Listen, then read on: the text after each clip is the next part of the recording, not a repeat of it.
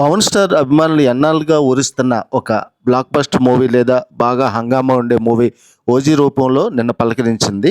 Cinema వివరాల్లోకి వెళ్తే ఇది కామన్గా ముంబై అండర్ వరల్డ్ బ్యాక్డ్రాప్లో జరిగే ఒక కథ. ఇది ఎప్పటి నుంచో చాలాసార్లు మనం విన్న లేదా చూసిన కథ. బట్ ఇలాంటి సినిమాల్లో కేవలం టేకింగ్, స్టైలిష్ వీటి మీద, చిన్న చిన్న ట్విస్టుల మీద, ఆర్టిస్టుల పెర్ఫార్మెన్స్, టెక్నికల్ బ్రిలియన్స్ మీద, బ్యాక్గ్రౌండ్ మ్యూజిక్ మీద ఎక్కువ ఆధారపడతాయి. ఈ విభాగాల్లో సినిమా బాగానే స్కోర్ చేసింది.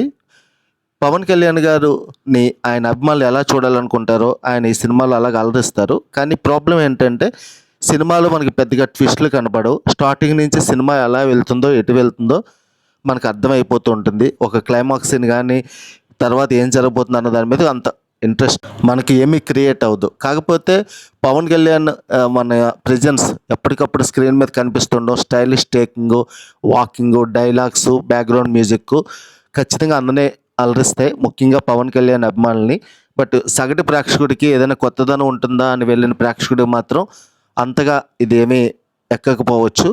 బట్ ఓవరాల్గా సినిమా మాత్రం ఖచ్చితంగా వాచబుల్ మూవీ. ఆయన సినిమా కోసం ఎప్పటి నుంచో ఎదురు చూస్తున్న అభిమానులకు ఇది నిజంగానే ఫీస్ట్గా ఉండబోతుంది.